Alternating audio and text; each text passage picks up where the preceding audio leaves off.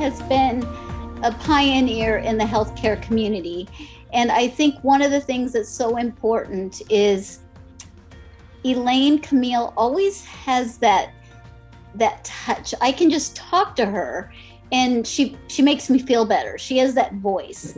And I don't know if she ever considered being a voiceover artist, but that might be a career you might want to consider, Dr. Camille. But today we're going to be talking about what to look for when your kids' kidneys are compromised. And what I think is really important is sometimes people don't recognize some of the signs that could be happening to kids when they have kidney disease. I know for me, it looked like I had the flu. So Elaine Camille specializes in nephrology in Los Angeles, California, has over 47 years of experience in the field of medicine. She is involved in the clinical research and teaching in pediatric nephrology and nephrotic syndrome and patient advocacy. She serves on the faculty of the David Geffen School of Medicine at UCLA, teaching medical students and residents. She is a Cedars-Sinai principal investigator in the NephCure Accelerating Cures Institute with clinical research in nephrotic syndrome.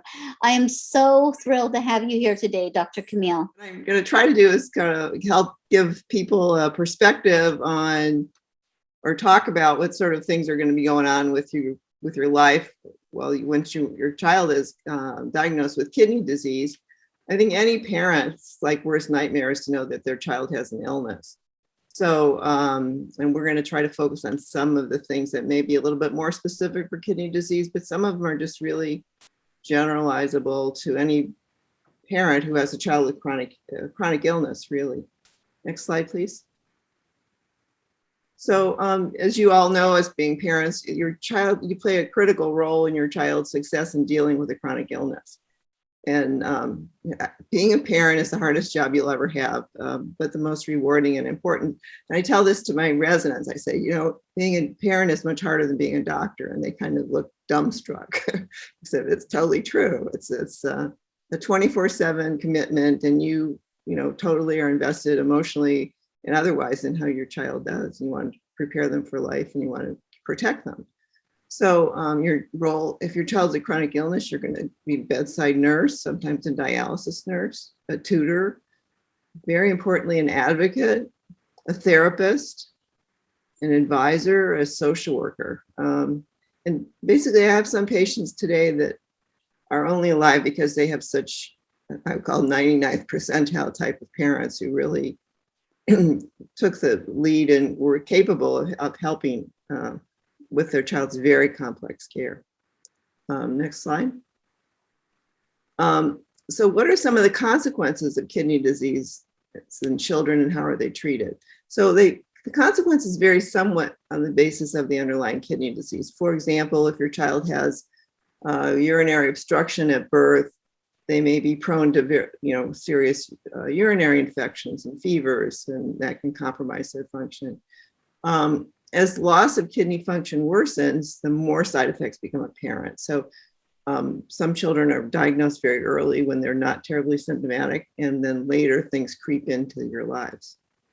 And how can you monitor for some of these symptoms? And we'll talk about that. And the problems that we see in pediatric kidney disease particularly involve short stature, anemia, poor appetite, fatigue, high blood pressure, and school and learning difficulties. So we'll go through these kind of one by one.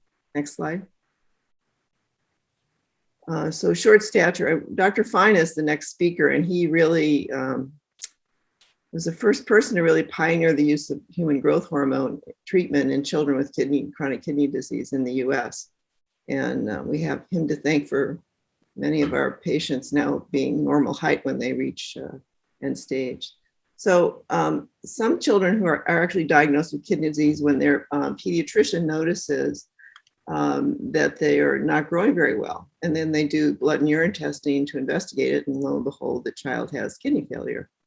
And short stature is more common among children who develop poor kidney function earlier in life. So if you get kidney functional impairment when you're 13 or 14, before that you've been healthy, then you're going to have had your growth spurt. But if you develop it when you're a baby, some of our greatest deficits are the kids who have substantial kidney functional impairment in infancy. Before we had therapies available, many survivors of kidney failure in childhood became very short adults. And when I was working at UCLA with Dr. Fine, we would have some of his former patients come into clinic who were in their early 30s, and standing next to them would be some child with a similar disorder who was many, many years younger and already taller than those folks. So it was a visible reminder of what they'd gone through. So the healthcare team measures the child's health and weight at each visit and plots it on a growth curve. And there's a growth curve in the electronic health record. So ask your provider to print it out for you, because it'll show you your child's progress with growth. Next slide. We have the next slide, please. Okay, so this is just a growth curve. And I don't have a pointer, but I can show the pink panel is a girl, the girl's growth chart from age 2 to 20. And the height curve is at the top, the weight is at the bottom. You can see the height curve, it's very rapid growth from birth till about 14 or 15, depending on the child. And then you go through puberty and then things flatten out and you don't grow anymore. With kids with kidney disease, this is often pushed back so that they don't stop growing as early, which gives us some longer time to provide therapy to get them back on, as we say, back on the growth curve. And then the panel on your right just shows examples of children treated with growth hormone compared to, quote, controls who were not treated with growth hormone. And you can see the kids, the very dark black line shows how growth hormone improved the kids' growth and got them into the normal range, which would be considered third percentile. Nowadays, what we try to do is target children's height based on their parents' height. So if you have two very tall parents, you're going to not feel happy that you made the child third percentile. You're going to want to have the child closer to their parental growth percentile. And sometimes we can do that. And when we first started out using growth hormone, again, we had a shorter target, but now we're trying to target people more on their genetic potentials. Next slide. So short stature can be caused by many problems in children with kidney disease. And so one thing is the care team is going to be paying close attention to their nutrition. Some kids with chronic kidney disease don't eat well, especially infants, and that impairs their growth. So you're going to be constantly monitoring how much the child's eating without trying to make it too emotionally overwrought for them, because that can cause its own problems. So the weight's also plotted on the growth curve, and the team dietitian will work with you on a diet that'll improve caloric intake. So if you don't take enough calories in, you don't have enough calories to grow. So we would say things to the kids like, oh, you want to be taller? Let's eat a little bit more yogurt. So share with the team any feeding problems that children have and any dietary preferences, because you don't want to be trying to push something on them that they don't like when there's another good option that they do like.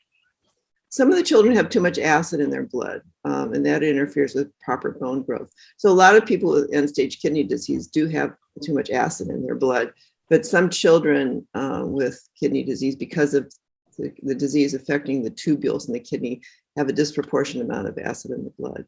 So the team checks that on the routine blood tests. It's usually called bicarbonate or CO2 in the blood. And if the level's too low, take a medication to neutralize the acid that will help improve growth. And there's various liquid and tablet forms of bicarbonate you can take. I think some people out there marketing alkaline water. I don't think there's any data on that, and I wouldn't jump on that until I saw somebody really study it.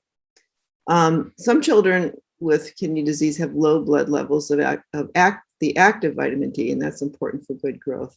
So a vitamin D supplement is typically given when the kidney function drops to a certain level. And some children have too much phosphorus in their blood, which can cause overactivity of the parathyroid gland that that parathyroid hormone can cause bone disease. So when the team follows the phosphorus levels, and then we'll put patients on a dietary restriction of phosphorus, which is good things like chocolate, milk, ice cream, cheese. And so those will be restricted. And then often you'll add a medication to reduce the phosphorus levels if the dietary restriction isn't enough. Next slide. Anemia. So when you have anemia, you generally are dragging. You generally don't have that much energy, and little kids tend to run around, but then they'll just nap more, or be irritable, less attentive at school. Before EPO was developed more than 30 years ago, so we had to give transfusions to dialysis patients about every 2 to 4 weeks. And that was full of complications, like along with the blood came a lot of iron, which is processed by the body and stored. And there's some unique complications of iron overload in the body. Getting a transfusion, it comes from somebody else. And even, the blood supply is very well screened, but it wasn't as well screened a while back. And so you get exposed to bloodborne illnesses. You can get increased sensitivities to other people's tissue types. So giving all these blood transfusions, you're also exposing the patients to other people's blood, which, especially if there's a few little white cells in there, the patient can recognize that, and they'll make more sensitized to other people's tissue types, making it more difficult to receive a transplant. So EPO really changed the landscape for patients with chronic kidney disease. In addition to these issues, feeling well with a better hematocrit. So since EPO became available, the need for transfusions is quite rare. With higher blood counts, the hemoglobin and hematocrit, patients have more energy and better appetite, and for children and learners, and probably all of us, better attention spans. And we have to, as part of the process of monitoring for anemia, we check for iron levels, and we'll often prescribe iron supplements to keep the hemoglobin level up. And then for patients on dialysis, often a folic acid supplement is useful. So the signs to watch out for as a parent for anemia is your child tired? Are they decreased exercise tolerance, less alert, poor school performance? So those are all things to monitor as a parent or guardian. Next slide.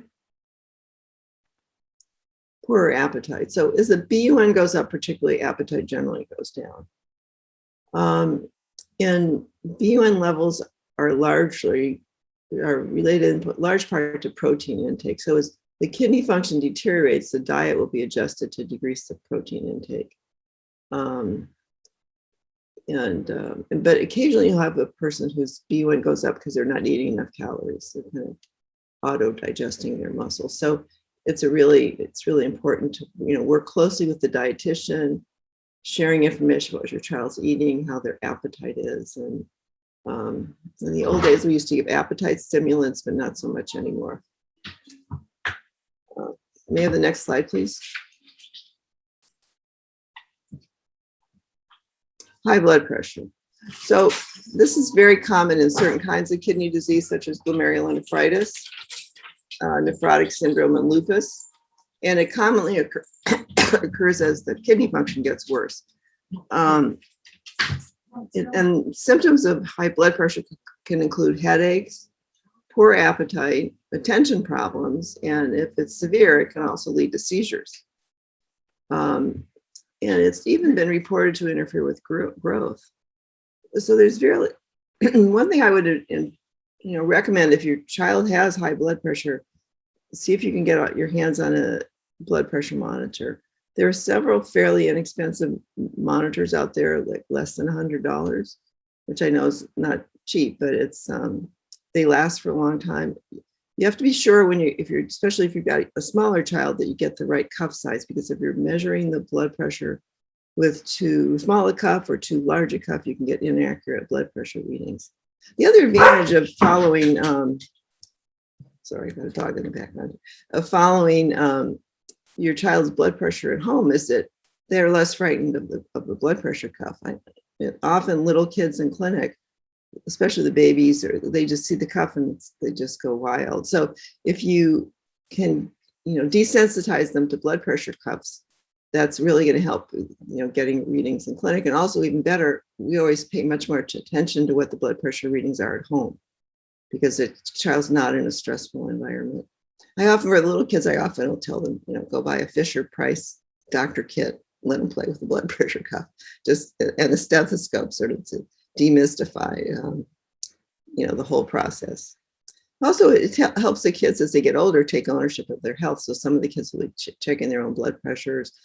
The monitor I have actually, I have a app on my phone, and I load my blood pressures in there. And you can even print out the reading for your doctor. And so when I go to the doctor, I can just pull it up, and it's really helpful. And if you get the kids doing it and reporting it, as they become older children and adolescents, it's just a big step forward in them taking ownership of their health.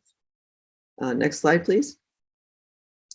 So it's really important to learn about your child's labs and share them with your child at the level they can understand. So most of you who have access now to electronic health records, and you can pull up your lab results there. And you can also find other things in there. Usually you'll have imaging results, and sometimes, depending on the health system, notes on your healthcare visit, so you can pull up the note. Typically, when you leave the doctor's office now, they'll give you aftercare summaries, which will have directions on medication changes and so on. So, go over that with your child. Oh, doctor so-and-so says you should take more of this medicine. And then learn what the labs mean, and come prepared to the doctor visits with questions. So you have, your questions, your child's questions, and make sure they're folded into it, the whole process, so that it's not just they're passively coming. And like, sometimes you'd say to the kids, "And why are you here today?" "Oh, my mom made me come." Like, well, why do you come to a kidney doctor? Well, I don't know. So you really need to, they could be just kidding me, but nevertheless, make sure that, everybody kind of knows what's going on and they're part of the team. We used to recommend that families make their own binders of healthcare records. And this is really helpful if you receive care at more than one institution. You can often now, with the Epic system particularly, you can share health records. So if you were to go, you're followed at, say, Cedars-Sinai, and you go to UCLA, they're both on the Epic system. So your doctor, with your permission, should be able to pull up your records from the other institutions. The Epic hospitals, healthcare systems in Southern California include Kaiser, Long Beach Memorial System, I think they call it Memorial Care, Cedars-Sinai, Loma Linda, and UCLA. So it's a big, enormous network. So that really helps sharing information. And, rather than signing a release and then waiting for it to go to the medical records and hoping that medical records send the off records to your doctors, it's like, this is my most favorite thing about the Epic platform. Also, somewhere, keep a list of your healthcare providers and their contact information, especially, again, if you're going to different institutions for different services. Having that information there, and sort of teaching your child how are you managing the information. And after a while, the kids will probably start telling you how to do it, which is a goal you want to achieve. Next slide. School and learning issues. So this is a huge issue, probably for all parents and all children, but it's going to be more complicated because your child has a chronic illness. So it's important to jump on this early. Many children with chronic illnesses have learning differences and achieve below the levels that their siblings do. Not all, but many of them do, for various reasons. It's due in part to how they feel day to day. They have less energy, they have shorter attention spans. Sometimes they've had insult to their brain development. Often they miss a lot of school, and schools are variably supportive. So some schools are, as I said, some of them are just great, 99th percentile helpful, and others are, I would say, almost antagonistic. So you got this big advocate role to play here. Sorry, allergies. Next slide, please. So working with the school, you have to develop a partnership, and usually their schools are very cooperative, but you need to be the leader. So first thing, request a 501 plan. So this is a program where the school is required by law to make accommodations for the child's health needs, such as no penalties for time missed for healthcare appointments. They have to give accommodation for physical education. These are examples, free access to the restroom if your child has problems with bladder control. But you need a note from your healthcare team outlining what the child's specific needs are. And that becomes something, get that letter. And hopefully your team will be, handing that to you or bringing that up to you. But if they don't, you go after it and get that and bring it to the school. And then if it's appropriate, ask for an individualized education plan. So this is a legally, it's also known IEP. It's a legally mandated program that's developed for the enrolled students, kids that enroll in the IEP program, to ensure that the child who has a disability identified under the law and is attending an elementary or secondary educational institution receives specialized instructions and related services. And this can go on even to college, because if your child has, say, attention deficit disorder, dyslexia, then they need extra time on tests, then you need to present a document to the college or the community college or the college or university, even the graduate school, showing that these are situations. So, and that will allow the kids to have other extra time. And sometimes just having extra time in testing situations it makes all the difference in their success. Next slide. So working with the school may be challenging and frustrating. In one year, you may have everything may go smoothly. The next year, there's a change in personnel and you have to start all over. But you're the continuity, so you're unfortunately you have to be the manager and take responsibility for that. But typically, one problem with IEP is the kids have to fall behind in school before they qualify, and which is unfortunate. And that's for any child, whether they have a health problem or not. The way you initiate an IEP, you have to write a letter to the school, give it to the teacher, the principal, or the special ed administrative office requesting special ed services. And the letter informs the school about concerns related to their educational progress. And you can request that they begin assessments for special ed. So special ed shouldn't have a label. It shouldn't make you feel like, oh, my kid's, not capable. It just means they need help. And giving someone help they need is fair. It's a fair and equitable process. So the schools will, once you start the ball rolling, the school are required to provide an assessment plan within 15 days. And then you have 15 days to consent to the assessment. So they have to come up with a plan and saying, okay, we're going to do educational testing. We're going to do a reading, how check their reading and math skills. And does that sound okay with you? And then you come back and you say, okay, go for it. And then if something turns up in that assessment, you can ask for more services. And they're to meet with you and review the results of the IEP and do that on a regular basis. So the IEP, they'll have trained personnel test the children for skills attainment and learning issues. And ultimately, the children should receive extra help in school. Sometimes it's special classes or pullouts, or sometimes it's getting extra time on tests. And so it's it very much dependent on the child. Next slide. So there's still work to do at home here. So at the very earliest ages, read with your children, even little kids, little infants. Read books. They just, they have those picture books, those real thick books, and the kids really like learning it. And somehow just getting the eyes go left to right sort of helps them get ready for reading. Make homework fun and give a lot of praise for educational activities. And the other point that is not necessarily education related in terms of schoolwork, but everyone in the family should be having chores. I know I sound like Broomhilda here, but people have studied successful transition in chronically ill children. Like who actually makes it as an successful adult after having spent 10 or 20 years as a child with chronic illness. And one of the key determinants is chores. So if you have chores to do around the house, then you learn to take that responsibility for doing chores, and then that spills over into the rest of your life. They also found that children who had jobs, part-time jobs in high school, did better because they had another boss to answer to. So that's really another thing that's really important. And the other thing that happens is, all the kids should have a chore.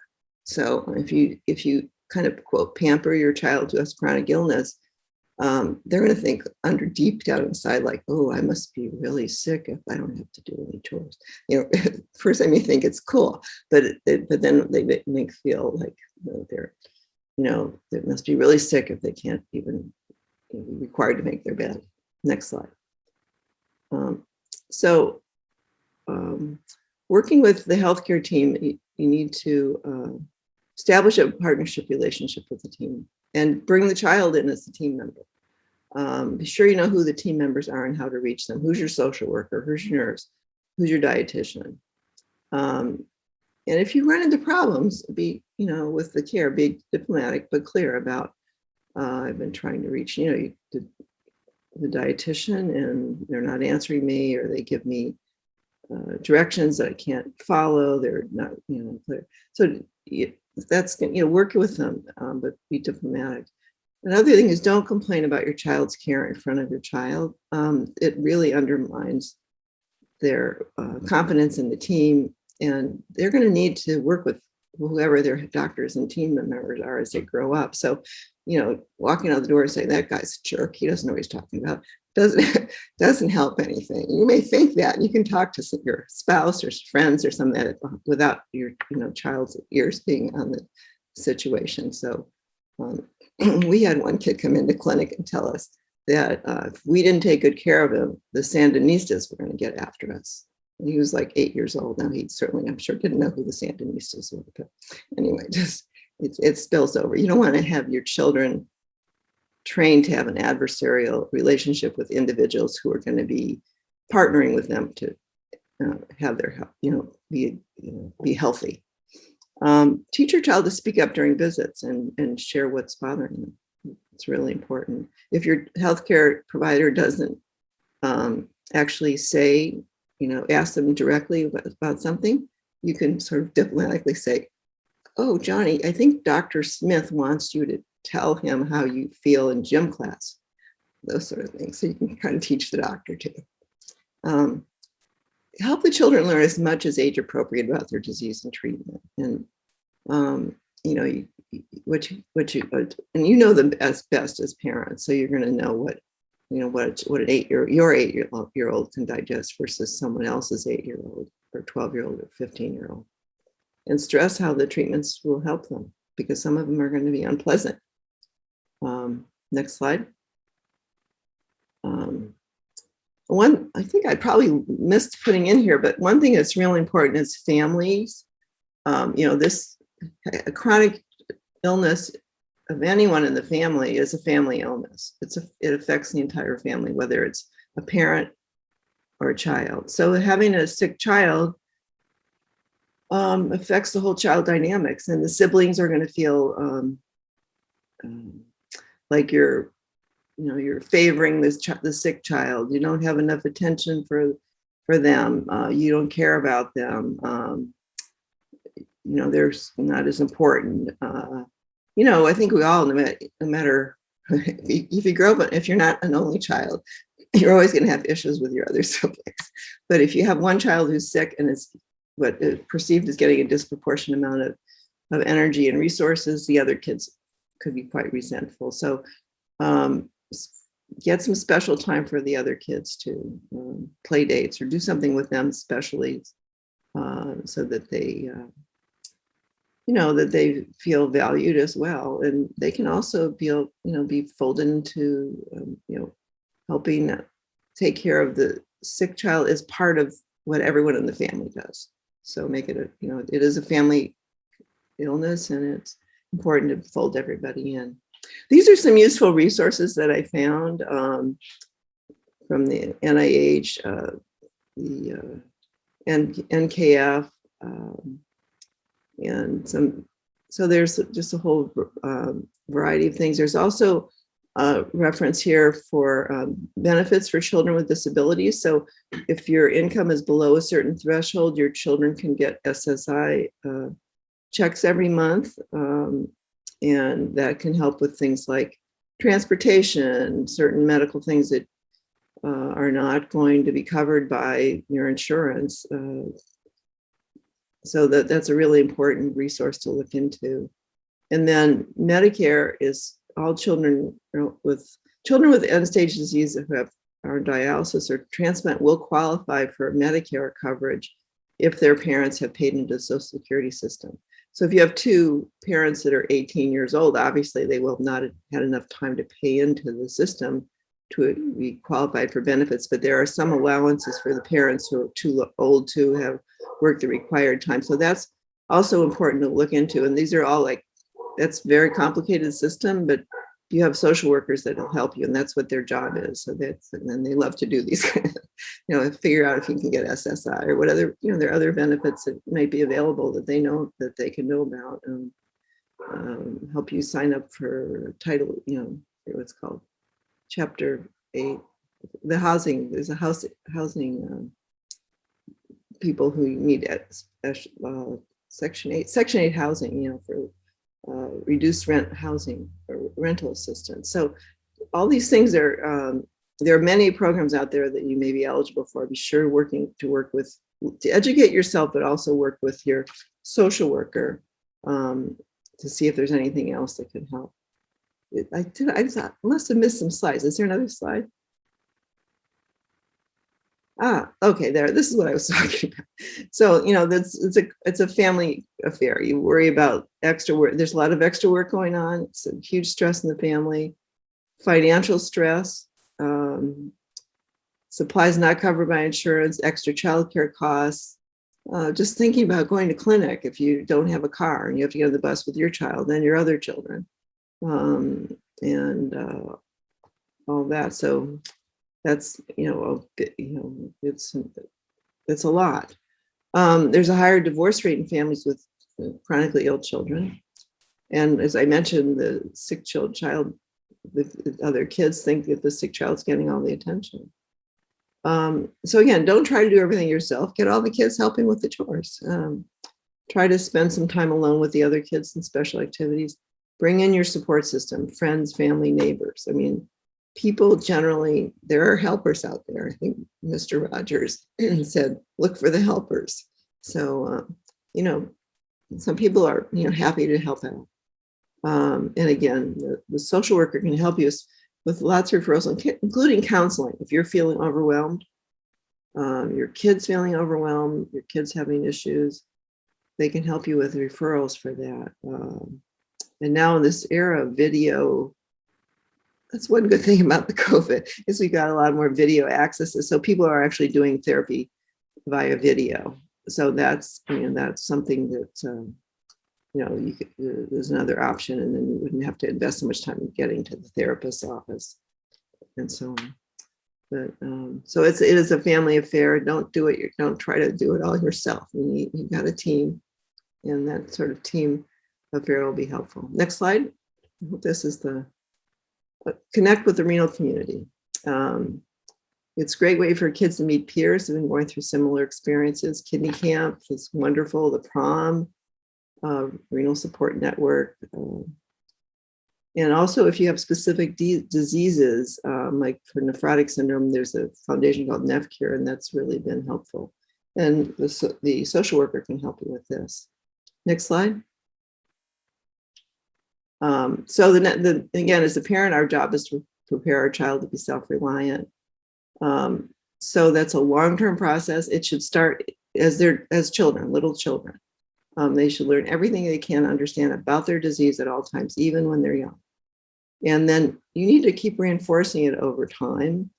It's totally normal not to remember the huge amount of medical information that you get presented.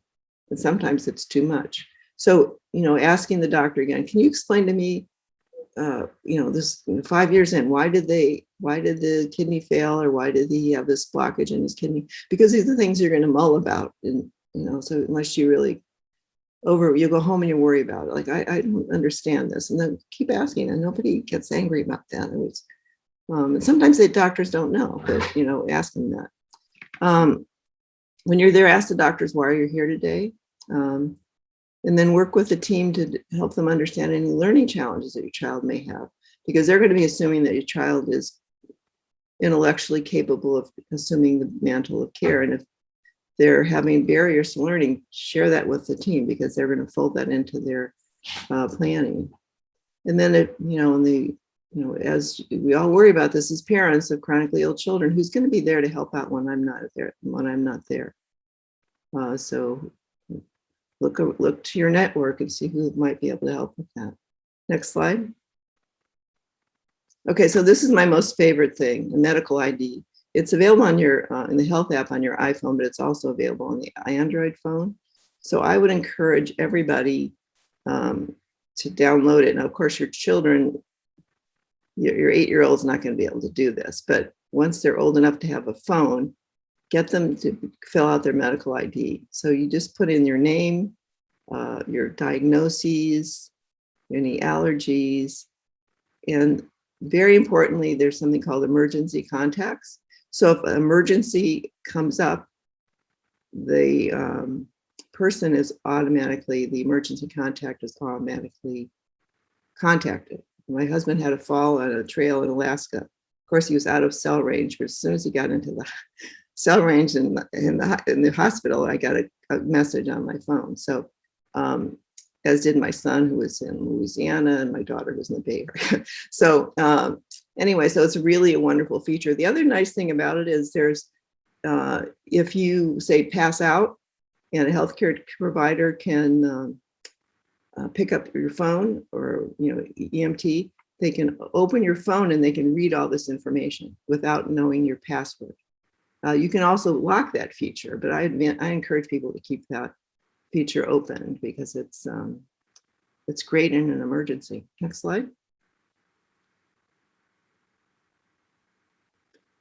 I guess that's it. So I'm sorry I had to run through that quickly. I just have to get to the airport in a few minutes. But I just wanted to say that, this is a process, and it's something that's going to be changing over time. And as your child matures, and you have the same tasks that other parents do, but you have a much harder job, because you have to, kind of deal with all these other medical issues and processes. And I don't have to probably teach you that. You could share that very well. You are more experienced than I. Anyway, thanks a lot. We have a question here, Dr. Camille. Studies have shown that kids with renal disease have neuropsychological problems at a higher rate than healthy peers. What are nephrologists doing to learn more about what exactly causes this and how we can prevent it? This was from Sarah. Okay, so definitely that's an issue, and it is being studied. There's a very large multi-center study called CKIDS. It's been going on, I think, now for 8 or 10 years, perhaps. And they've been studying, identifying the problem, seeing what the issues are, seeing which kids might be at greater risk than others. And in terms of actually interventions, they're pretty traditional interventions in identifying who's got issues, making sure you get busy early with the school. Make sure that the school knows that that the child gets tested, and see what interventions can be helpful. So it's Also, I just wanted to make a comment that growing up, and I have to say that it really helped me, is engaging in lots of arts and crafts, and using those skills to help my brain be a little bit stronger.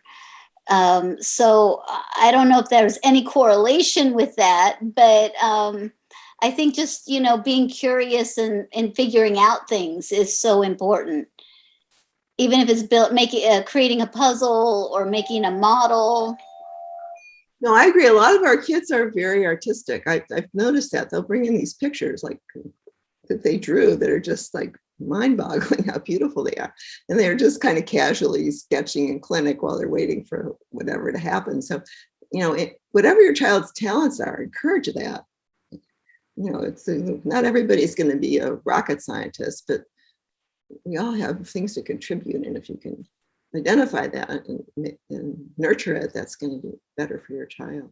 Well, and I was grateful because my family did, if I wanted to do some kind of craft project, they really did help me engage in that. And I think it's really important if I wanted to paint or if I wanted to do something, they really made sure, especially my grandmother, they made sure I had the supplies.